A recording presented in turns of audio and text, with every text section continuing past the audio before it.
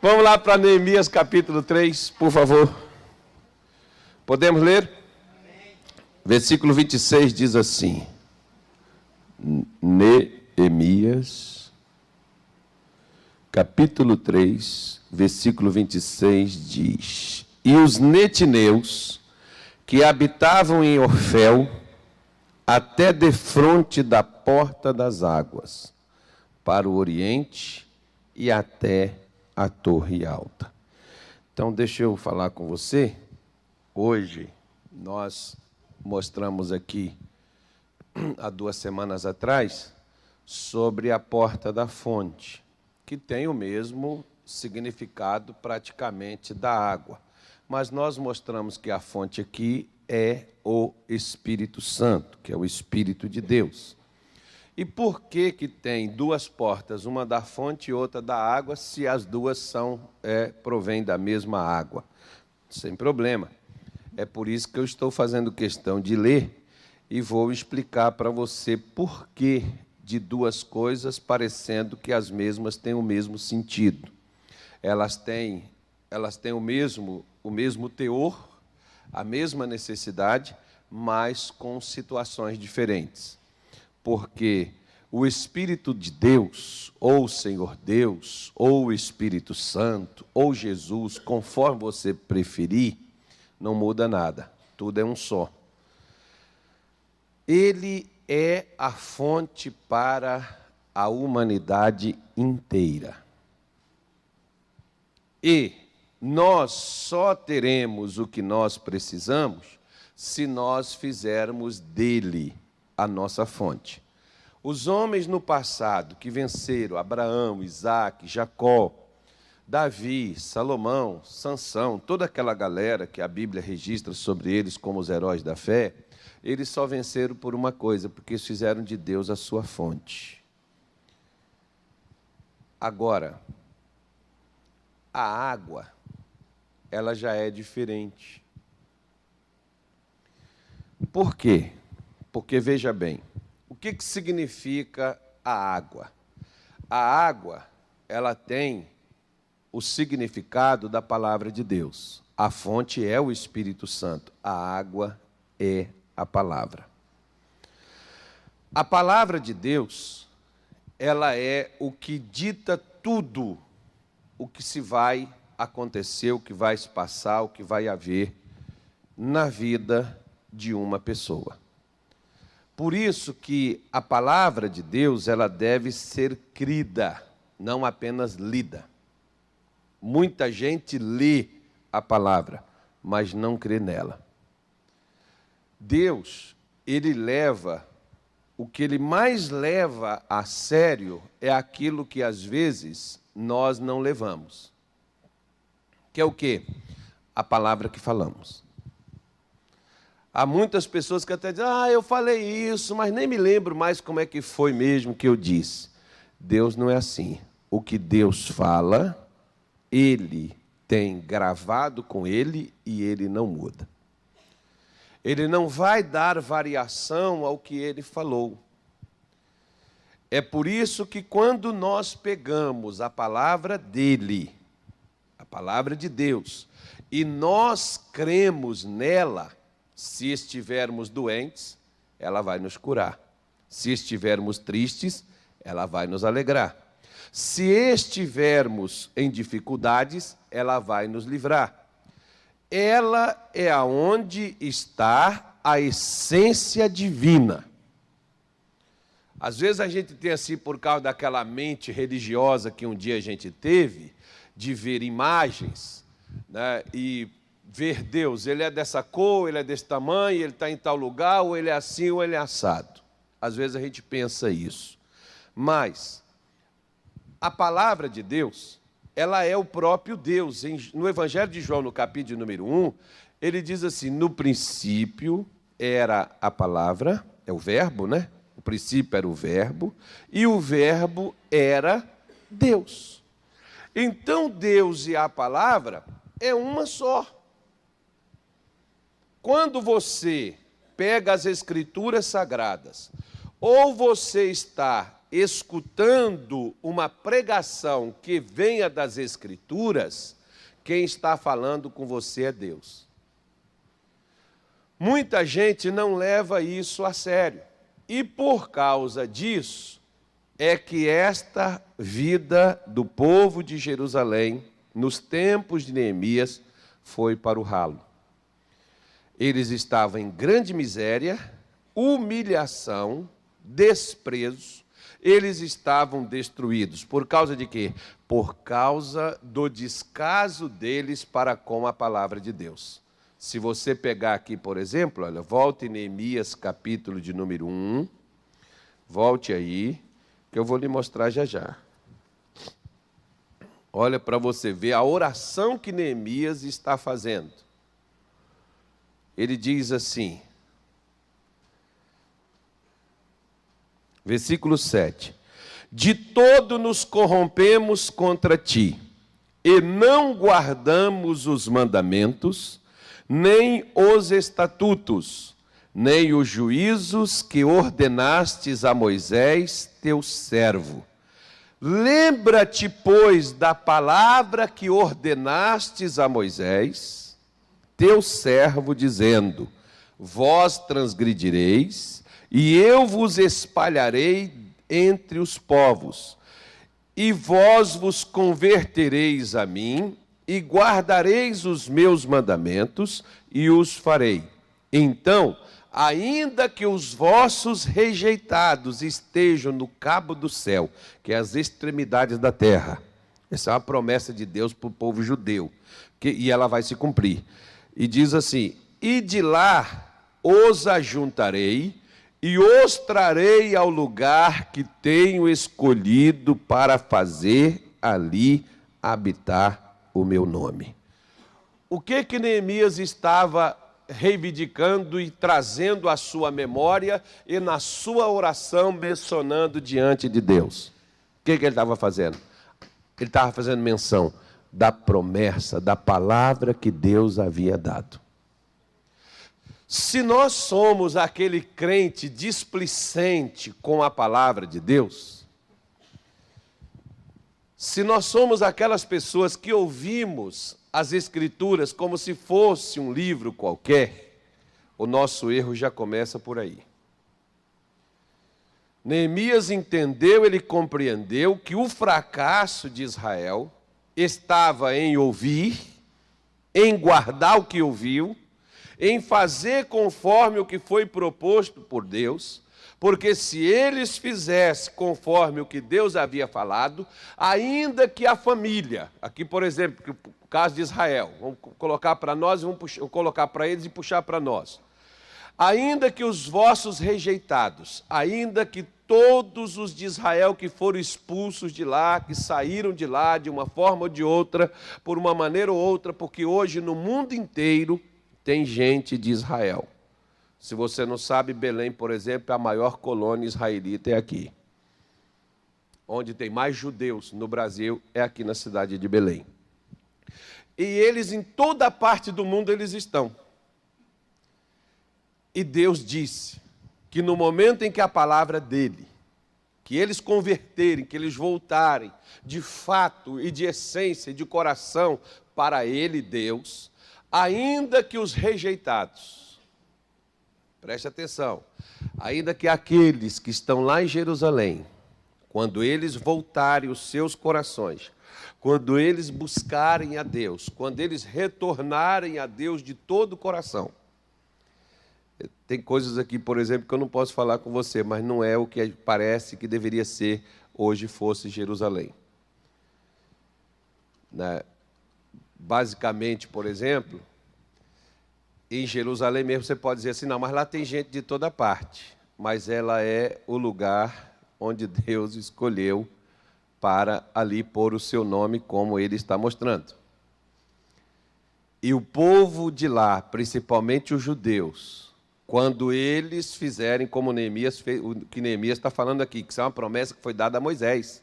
Deus já estava falando, quando eles entrarem na terra de Canaã, eles vão se desviar de mim. Eles vão, e desviar de Deus não é você sair do lugar. Tem crente desviado dentro da igreja. Tem pastor desviado no altar.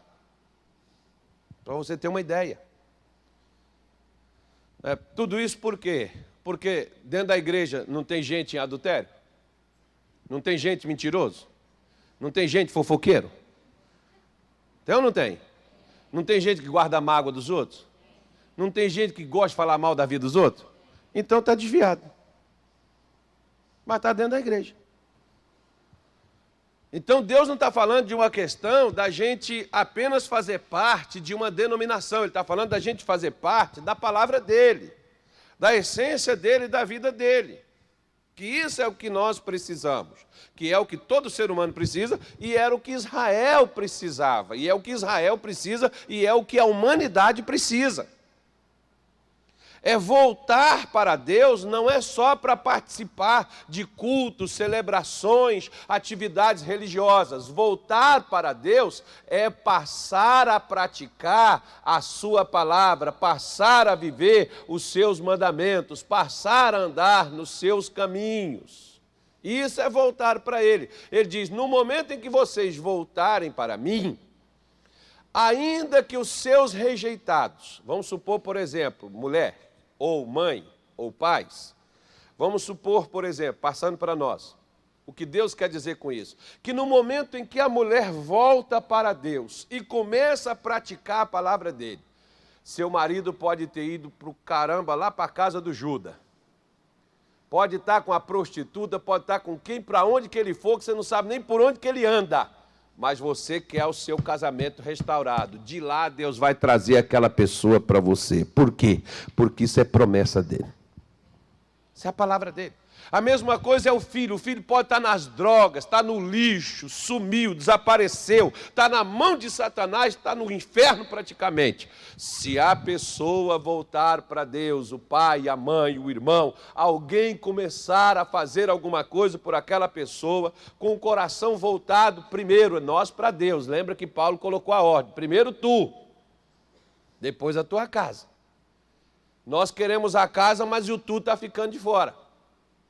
Então ele mostra isso daqui e ele fala isso, e quando ele diz isso, se eles convertessem, se eles voltassem para Deus, e como essa promessa para eles ainda não se cumpriu, como também não se cumpriu na vida de muitos de nós, que a nossa casa ainda está de cabeça para baixo, em muitos lares, né? Ainda há situações a serem consertadas, porque muitas vezes nós conseguimos olhar e ver o erro da nossa casa, mas nós não conseguimos ver o nosso. Qual é o nosso erro? O nosso erro é não nos encaixarmos e querer que Deus encaixe os outros para nós.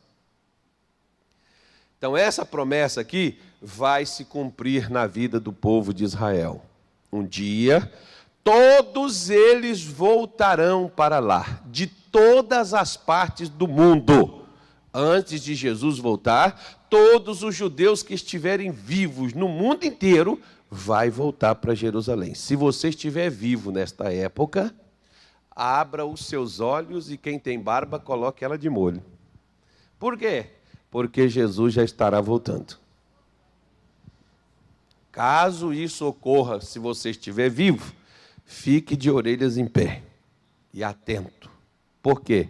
Porque isso é um dos cumprimentos das últimas profecias da palavra de Deus. Deus diz, ainda que eles estejam nas extremidades da terra, eles podem estar lá onde o Judas perdeu as botas, eu vou trazer eles e colocar eles nesse lugar, e eles vão habitar aqui. E eles estarão aqui. E eles voltarão. E eles ficarão aqui. Muitas pessoas fazem alusão a isso em 1967, quando foi recriado o Estado de Israel. Mas não é isso que Deus estava falando, Deus estava falando do restante. Porque a maioria dos judeus, existe judeus mais fora do Estado de Israel do que lá dentro. Deus está mostrando que é exatamente isso aqui, eles voltariam para o lugar onde Ele colocou o nome dele lá. Onde Ele escolheu para eles, hoje a escolha dos judeus onde quer viver. A escolha de Deus para cada judeu é em Israel. Eles estão hoje em cada parte do mundo, todo lugar do mundo, conforme eu lhe falei. Mas a escolha de Deus para eles é em Israel, nesse lugar que ele prometeu dar para Abraão, porque ele tem que cumprir o que ele prometeu para Abraão, para Isaac, para Jacó, ele tem que cumprir o que ele falou. Então, entenda bem, Deus trabalha com promessas. Deus trabalha e promessas estão relacionadas à palavra. Então, você pode ver, por exemplo, que em Isaías 59, versículo de número 2, se não me falha a memória, acho que foi isso mesmo, que Isaías, eu não anotei isso aqui, mas me lembrei aqui por acaso, deixa eu só conferir aqui, se é 1 ou se é o 2. Isaías diz assim, 59 diz assim, é o versículo de número 1, Isaías 59, não é isso aqui não. Cadê Jesus? Eis que a mão do Senhor não está encolhida para que não possa salvar, e os seus ouvidos agrosos para que não possa ouvir. Não é isso aqui não. É outra coisa. É outro Isaías. Calma aí. Até eu me confundi aqui. Isso aqui eu não fazia parte do que eu ia dizer aqui agora. Por acaso eu me lembrei aqui. Mas é isso aqui, Isaías 53, versículo 1, que diz assim, quem deu crédito à nossa pregação? E a quem se manifestou o braço do Senhor? Quer dizer, quem deu crédito à palavra que foi falada? É o que o profeta Isaías reclamava. É o que o profeta Isaías estava dizendo. Nós achamos assim, se você pegar os evangelhos, nós achamos que Jesus andava que nem os benzedores, ou que nem os padres jogando água benta, ou que nem os pastores dando sal, dando farinha, dando azeite, para as pessoas serem curadas. Nós achamos que Jesus andava assim. Não era, irmão. Jesus andava ensinando. Você pega a Bíblia, ele começa já mostrando da seguinte maneira: arrependei-vos, começou ele a pregar, arrependei-vos e crede no Evangelho, porque é chegado a vós o reino de Deus. Então, você pega a Bíblia, a maioria, quando aparece Jesus na sinagoga, o que ele estava fazendo? Um ritual sagrado? Ele estava fazendo um sacrifício? Ele estava ensinando a palavra de Deus. Ele estava explicando ela de uma forma que as pessoas pudessem entendê-la. Então, nós achamos que ele saía assim, colocando a mão em todo mundo, como o pastor quer tocar em todo mundo para ser curado. Pode tocar, não tem problema. Isso é uma opção minha. Agora, Deus só cura quem crê. Eu posso tocar em todo mundo, mas Deus só vai curar quem crê. Quem crê em quê? Em mim? Não, quem crê nele. A pessoa que acreditar na palavra dele, essa é a pessoa que vai ser beneficiada. Por isso que Isaías está dizendo, quem é que deu crédito? Quem deu crédito é aquele que o braço do Senhor se manifestou. O poder de Deus se manifestou. Então a pessoa acreditou. A pessoa creu.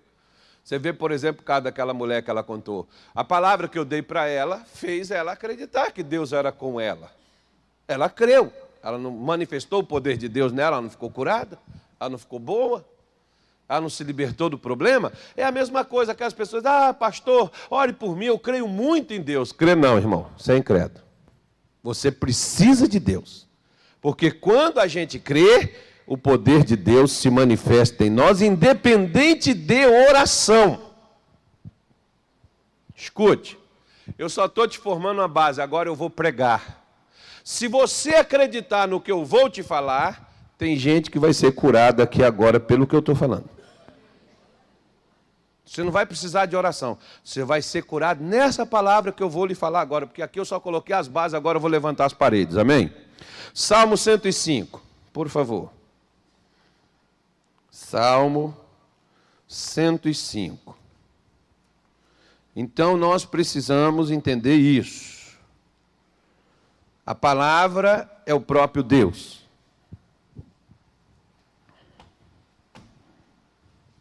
É a mesma pessoa. Quem deu crédito?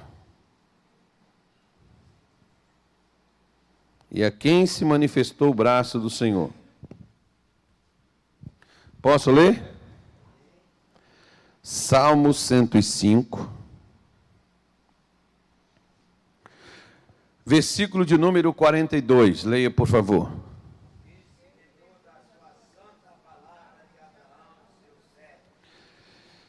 De que Deus se lembrou aqui?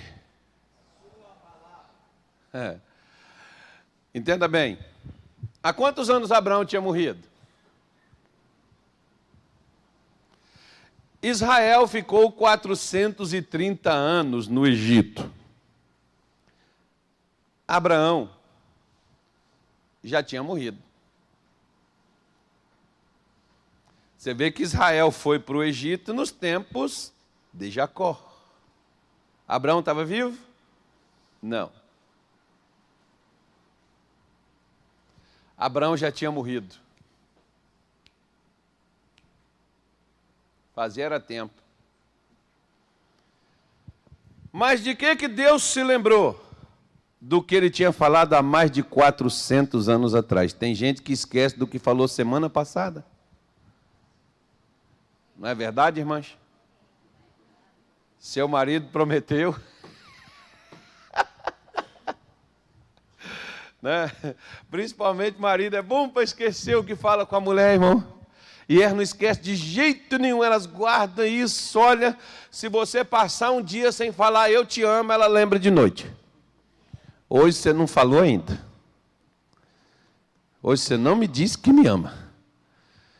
Então Deus, Ele se lembra da sua palavra. E Ele chama ela de santa.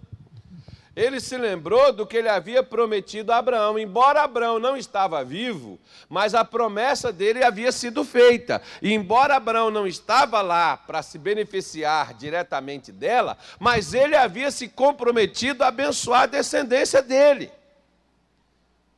Então, uma vez que a promessa dele, que a palavra dele, ela é mencionada, ele então fica escuta o que eu vou te falar, na obrigação de cumprir o que ele falou.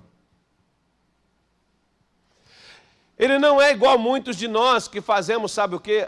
Eu estava muito emocionado, eu falei, mas não era bem assim não. Deixa eu explicar direito, ele não muda não. O profeta Malaquias diz, sou o Senhor e não mudo. Ele não muda, ele não retira nenhum tio, ele não retira nenhuma acentuação e nenhum ponto do que ele falou. O que ele falou está falado, e o que ele falou está escrito, e o que está escrito nós podemos reivindicar, porque ele tem que cumprir, porque foi ele quem prometeu. Então, portanto, quando você vê nas Escrituras Sagradas, qualquer declaração, qualquer promessa, qualquer afirmação de Deus, você pode trazer para os seus tempos, você pode trazer para os seus dias. Por quê? Porque é aquilo que Deus vai fazer. Ele não vai mudar aquilo dali. Salmo 111. Olha por que eu tenho, Salmo 119, tá? Olha por que eu tenho que ter a palavra comigo, me lembrar dela, não esquecer. Salmo 119. Posso ler? Diz assim, versículo 11. Escondi a tua palavra no meu coração, para eu não pecar contra ti. Olhe para cá. Por que será que as pessoas, embora sejam crentes, vivem pecando? Nós explicamos porque a carne é fraca, porque o diabo atenta. É porque, pastor, esse mundo é cruel. Olha, o pecado está espalhado na terra de uma forma terrível. Verdade, tudo isso.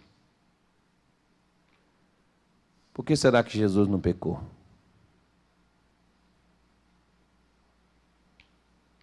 Qual foi o segredo dele? Ele se ungia com azeite, pegava panos consagrados? Não. Ele guardou a palavra. Guardar significa o quê? Bom, O nosso problema com o pecado, muitas vezes, não é dentro da igreja, não é verdade? Embora tenha oportunidade dentro da igreja para pecar também, porque dentro das igrejas as pessoas arranjam amantes, arranjam negócios mal feitos, enfim, pode ocorrer. Mas não é geralmente o local propício dentro da igreja, é lá fora. É lá no trabalho, é na rua, é em casa, que às vezes ocorrem as maiores oportunidades para o pecado. Agora, eu só vou pecar se a palavra de Deus não estiver em mim. Por exemplo, uma pessoa chega e me ofende e me distrata e me maltrata. A palavra de Deus não estando em mim, qual será a minha reação com esta pessoa? Violenta na mesma proporção que estou sendo atacado. Mas se a palavra de Deus estiver em mim, eu vou me lembrar que ela diz assim: não pagueis o mal com o mal, mas pagueis o mal com o bem. Fazei bem a quem te maltrata, e fale bem de quem está falando mal de você. Se a palavra estiver em mim, eu não vou pecar. Mas se a palavra não tiver, eu vou pecar e depois vou ter que pedir perdão a Jesus e a quem eu ofendi. Por causa de quê? Por causa da palavra. Quer ver uma coisa? No capítulo 9 do livro de Josué, mostra um fato bem interessante.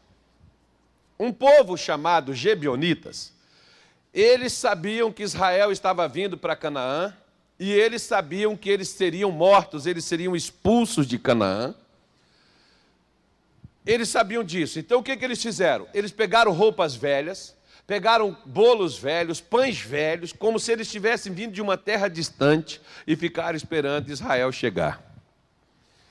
Quando eles chegaram, eles disseram que eles eram mentiram, eles mentiram. Eles enganaram Josué. Josué não teve o devido cuidado, porque quando alguém tenta falar alguma coisa conosco, nós devemos sempre levar à luz e perguntar a Deus: é isso mesmo que o fulano está me falando? Mas a gente não tem esse devido cuidado. Então, o que ocorreu? Eles enganaram Josué e Josué fez uma aliança com eles e deixou eles viverem. Depois, quando Josué descobriu que eles não eram de longe, coisa nenhuma, que eles eram de lá do mesmo lugar, Josué não pôde matar eles.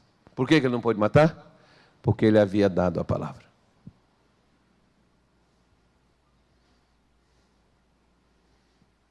Olhe para cá. Por que um marido cristão e uma mulher cristã não se deve separar? Por quê? Por quê? Por quê? Porque deu a palavra. Ah, mas ela me enganou, porque quando eu casei com ela, ela parecia uma rainha. Hoje ela é uma bruxa, pastor. Quem mandou tu falar assim? Tu tinha que ter visto antes. Você tinha que ter analisado as coisas antes.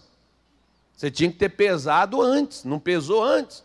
Agora carrega essa cobra aí, meu filho. E vai orar a Deus para esse negócio mudar. Ah, pastor, mas ele me mentiu. Tem gente que vem com cada ideia, irmão, que diz assim: pastor, eu casei e eu estava na macumba. Ué, mas você não deu a sua palavra? Que acha assim, que não foi lá, né? Porque fizeram magia, feitiço para mim casar. Foi? O tanto de feitiço que faz para mim, irmão. Olha, quando eu cheguei aqui, por exemplo, eu tirei várias vezes bruxaria da entrada da porta da igreja aqui. Meu nome, uma vez o pastor, nesse local aqui onde está esse prédio, que hoje isso aqui era abandonado antes, o pastor entrou aqui, o nome nosso estava tudo ali dentro, de coisas ali, de trabalhos ali dentro ali. Então, se aquilo pegasse em mim, eu estou lascado. Graças a Deus não vale encantamento contra Israel. Não vale encantamento contra aquele que crê. Então pronto. Se nós guardarmos a palavra, a gente não peca. Mas se nós não guardarmos a palavra, vai vir as induções, vai vir as seduções e a gente vai cair. Aí a pessoa, não, o diabo me enganou. O diabo não enganou. Nós não guardamos a palavra. Nós precisamos ter a fonte, as águas, perdão, que é a palavra de Deus. É elas que vão nos livrar do pecado ou de qualquer outra coisa errada. Salmo, o versículo 49, você estava no... É o mesmo salmo, tá? O salmo 119, o 49. Salmo 119, o versículo 49 diz assim, olha. Lembra-te da palavra dada ao teu servo, na qual me fizestes esperar. Irmão, quando você quiser que algo de Deus se cumpra na sua vida, espere que aconteça com você, não é conforme você está vendo. Tem crente que diz assim, pastor, eu sei que Deus é maior, eu sei que Deus é grande, eu sei que Deus é poderoso, mas é que essa situação está me atormentando, pastor, está me fazendo sofrer, está acabando comigo. Pastor, não sei se eu vou aguentar, não sei até quando eu vou aguentar. Sabe não?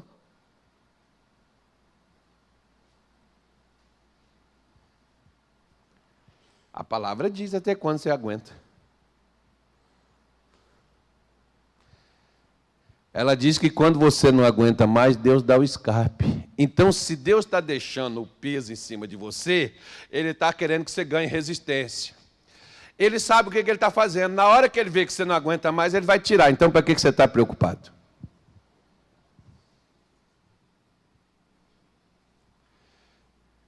Ok? Nós estamos num momento de instabilidade na nossa nação. O que você espera? Sei não, viu, pastor? A coisa está feia, o negócio vai pegar cada vez mais. É isso que você espera? Pois é isso que vai acontecer. Mas é isso que a palavra de Deus diz? Não. A palavra de Deus diz em Jó 36:11, se o ouvirem e o servirem, acabarão seus anos em bens e os seus dias em delícias. Então o que Deus tem promessa para mim e para você é que a nossa vida vai melhorar dia após dia e ano após ano é um melhor do que o outro cada vez que passar. Então espere coisas boas de Deus. Não fique esperando coisas ruins. Espere a palavra, é o que a palavra diz. Eu gosto, por exemplo, irmão, olha, Pedro era um cabeça dura de mão cheia. Pedro era assim, um cara assim, acho que nem eu. Não que eu queira ser que nem ele, mas eu acho que eu era tão cabeça dura quanto Pedro. Era também. E Jesus chega lá, Pedro está lavando as redes, Jesus chega e diz, me empresta teu barco. Irmão, imagina o olhar de Pedro para ele. Você já está, né, numa situação difícil, um cara ainda bem te pedir emprestado, filho. Pode emprestar que você vai sair desse negócio. Jesus pega, ele entra no barco, direitinho, as redes já estavam prontas de noite, outra vez, entra dentro do barco, Jesus vai lá, fala, e as pregações de Jesus não é igual às nossas, que é medida não. Demorou, irmão. Porque já era cedo. Né? E Jesus chega ali, fala com a multidão, e depois ele vira para Pedro e diz assim, Pedro, faz a mar alto, eu quero te recompensar por você ter me emprestado o teu barco. Vai até o mar alto e lança suas redes para pescar. Pedro diz assim, Senhor, nós pescamos a noite inteira, não apanhamos nada. Mas sobre a tua palavra... O Senhor está falando, eu não vou fazer porque eu acredito que isso pesque, não é do meu feitio, eu não creio que isso vai acontecer, mas o Senhor está dizendo, então, por causa do que o Senhor falou, eu vou fazer, e por causa dele ter feito o que Jesus falou, veio 2 barcos quase afundando cheios de peixes, que durante a noite eles não conseguiram apanhar, mas no horário inapropriado, com a palavra de Deus, eles apanharam o que eles gastaram dias da vida dele para ter. O que você não está apanhando? Não estou ganhando nada, está difícil, está mesmo. Qual a dificuldade? É você esperar a palavra de Deus. Essa é a maior dificuldade que o ser humano tem. Você pode ver, nós não gostamos de esperar. Nós queremos a coisa na hora. E às vezes é necessário você esperar o agir de Deus. Eu gosto, por exemplo, tem uma palavra, me parece que é Crônicas, capítulo 4, não me lembro bem. Davi chegou para Deus e diz assim: Senhor, subirei eu contra os filisteus? Deus disse: sobe. O Senhor me dará vitória? Sim. Mas quando você subir contra eles, não vá de frente. Você vá, espere até a entrada do monte, até a subida do monte. Quando você vê um vento passar sobre as árvores e as folhas delas baterem, você rodeará por trás e eu entregarei os filisteus nas tuas mãos. O que Deus estava falando para Davi? Espera. Aprenda a esperar.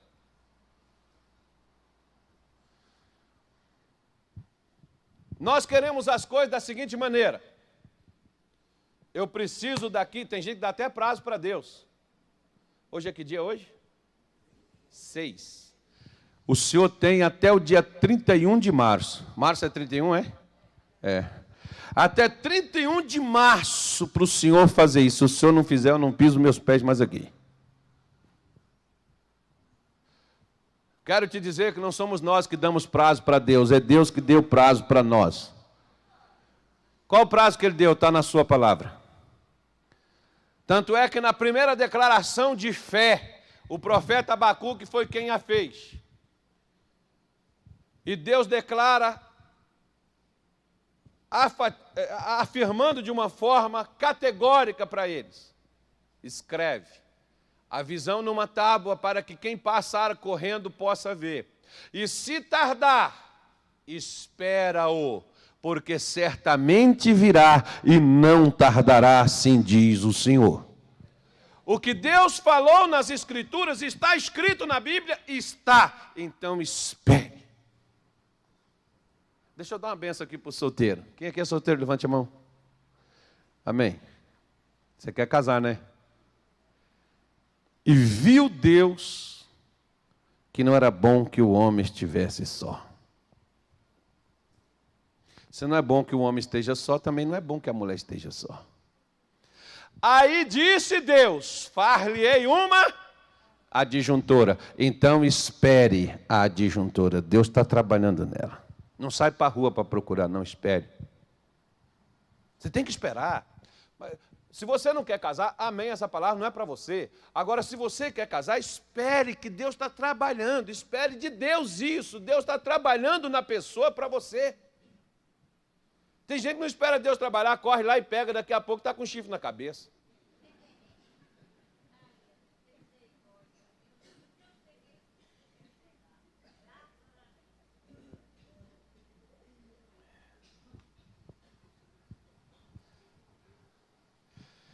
O Senhor é meu pastor e nada há de mim. Então o que Deus está me dizendo? Que Ele não quer que nada falte comigo. Porque Ele é meu pastor. Ok. Está faltando? Então espere o suprimento divino. Eu vim. O dia que eu estava na minha casa era 2h da manhã e eu li na minha Bíblia, que eu tenho guardado até hoje na minha casa. Eu tenho até que mandar recuperar a capa dela, que meu filho, quando era pequeno, deixei ele com ela e rasgou. Mas, rasgou só a capa. Mas eu tenho essa Bíblia até hoje. E na hora eu marquei, era 2h da manhã, eu não conseguia dormir, eu saí para o lado de fora da casa. Eu estava lá sentado na porta, lendo a minha Bíblia, e Deus me deu João 10:10. Eu vim para que tenham vida e a tenham com abundância. Eu abri a porta da minha casa. Eu fiz uma oração naquela hora. Vida abundante entra na minha casa, porque aqui o Senhor não entrou ainda não. Minhas latas, fui até lá nas minhas latas assim, ó, abri tudo e mostrei: olha, Senhor, isso não é abundância. E eu estou esperando do Senhor a abundância de hoje em dia. Deus deu tanta abundância que eu não soube me conter, que eu cresci tanto assim. Eu fiquei tanto feliz com a abundância, irmão, que eu perdi, né? Eu perdi o controle da abundância.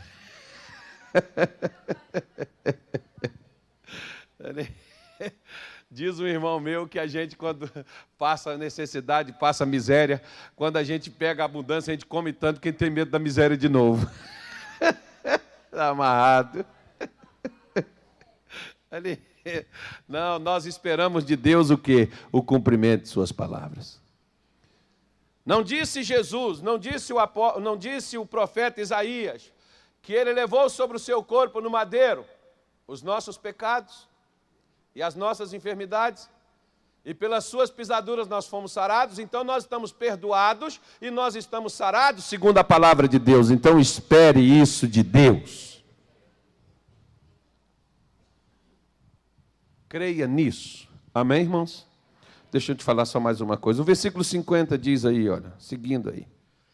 Isto é a minha consolação na minha angústia, porque a tua palavra me vivificou. O que a palavra de Deus ela faz comigo e contigo? Ela te ajuda na hora que você estiver angustiado. Você vê consolo aqui, a palavra consolação é ajudar. Sabe por que hoje nós vemos crentes deprimidos, crentes tristes, crentes desanimados, crentes abatidos? Porque eles esquecem da palavra de Deus.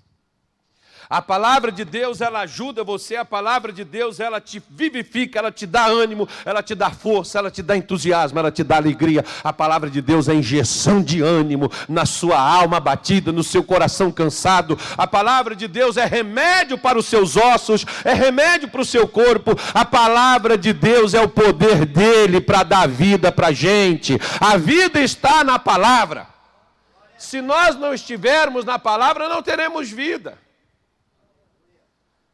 É nela que está o que nós precisamos. Por isso, meu irmãozinho, minha irmãzinha, se você não lê a Bíblia, você não tem água. Você está seco. E todo barro seco, ele racha. Se você não pega a água, que é a palavra de Deus, e coloca dentro de você, você vai ser apenas como era o Adão, um boneco de barro. Mas se você pega a palavra de Deus e coloca ela dentro de você, a palavra de Deus dá a você o fôlego da vida, porque o que Deus pôs em Adão foi a palavra. O fôlego é o Espírito é a palavra. Só para terminar com esse versículo aqui, eu li ele em 1992. João capítulo 6.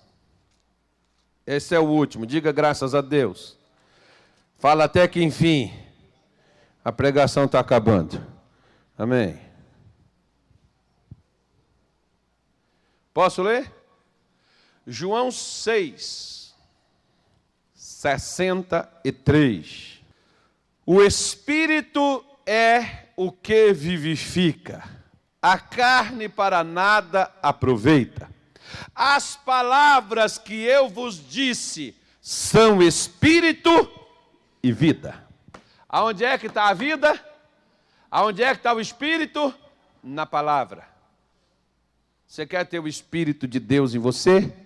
Tenha a palavra dentro de ti, e tu saberás que o Espírito de Deus está em você, porque a palavra você tem ela, não apenas na sua memória para recordar-se, para se lembrar, mas para você viver na prática e na vida diária dela. Se você fizer isso, parabéns para você. Jesus está dizendo que você vai ter vida. Porque a vida e o Espírito dele está na sua palavra. Está nela.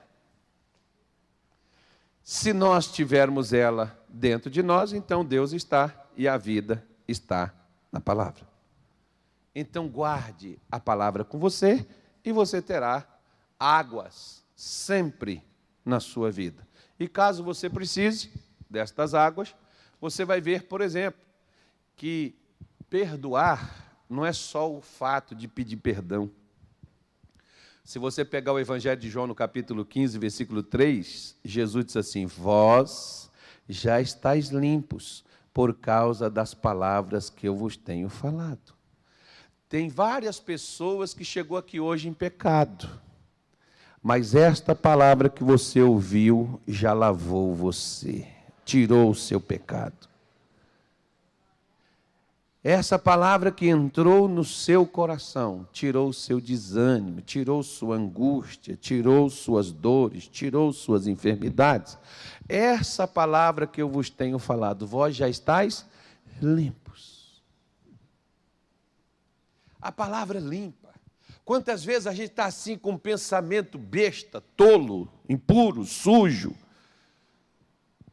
e está ali dentro da sua alma aquele sentimento, aquele pensamento ali fluindo, ganhando força, ganhando vida. Aí você liga lá a televisão, assiste o missionário, vê o show da fé, assiste o pastor Jaime, vê um outro pregador, não sei lá quem que você anda vendo. Você vem aqui na igreja, escuta a pastora Carla pregar aí, a pastora Beth, você escuta isso e o que ocorre? Você diz, gente, eu não posso ser assim. Está amarrado, isso é do diabo. Quem te convenceu? A palavra. E o que a palavra fez? Ela tirou aquilo da sua mente. Ela tirou aquilo do seu coração. Era o que você desejava, mas a palavra tirou. Às vezes você vem pronto assim, eu vou lá na igreja hoje. Um dia uma moça, por exemplo, lá no Rio, ela disse assim, ela estava com a corda dentro da mochila. E ela disse assim, hoje eu vou... Olha como é que a pessoa pensa, irmão. Tudo estava dando errado para a menina. Ela disse assim, eu vou lá na igreja hoje, eu vou despedir de Deus. Eu vou participar do último culto. E quando eu sair da igreja, eu vou me enforcar. Olha, é interessante, sabe? Eu gostei da teoria, porque ela pelo menos foi despedir. Ela foi, né? Eu vou lá. Aí ela sempre, quando chegava na igreja, na nossa igreja lá, tinha uma coluna. Você que não gosta de pastor, saiba que tem um demônio dentro da tua vida te fazendo isso. Aí, tinha uma coluna, bem assim, do lado da igreja. Ela só sentava atrás daquela coluna. Ela gostava de me ouvir, mas tinha raiva de me ver. Olha que coisa impressionante.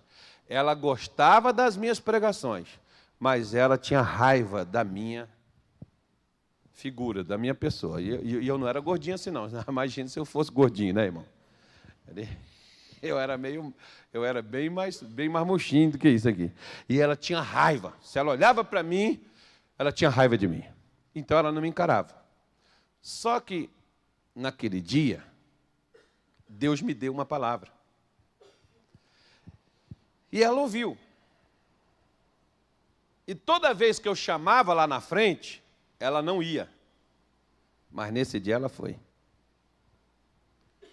E quando ela foi, o demônio manifestou nela, nós expulsamos o demônio, ela pegou a mochila, tirou a corda de dentro e ela contou. Era o meu último culto. Quem tirou aquilo da ideia dela? Foi a palavra. Até porque não é do meu feitio, nos domingos está fazendo libertação, e naquele domingo eu fiz um culto de libertação, que era para salvar a vida daquela moça que ia se matar. Olha para você ver o que é Deus, o que é a palavra de Deus.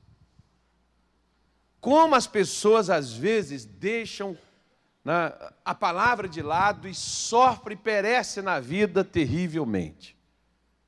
Pegue as escrituras, irmão. Se você tem dificuldade, faça igual eu fiz aqui, olha.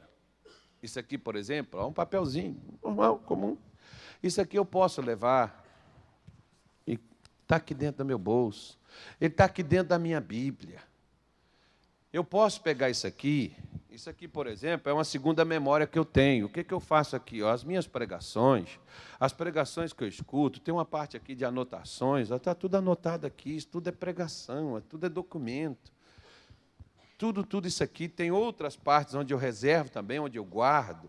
Por quê? Porque eu chego, eu ouço, eu estudo, e às vezes eu posso me esquecer.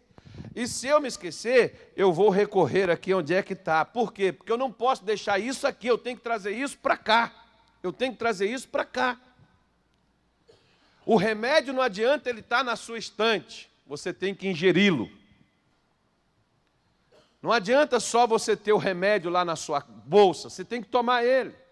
É a mesma coisa, não adianta você ter a palavra de Deus na sua estante, não adianta você ter a palavra de Deus nas Escrituras, você tem que ter a palavra de Deus no seu coração. Caso você esqueça, procure trazer ela para dentro de você.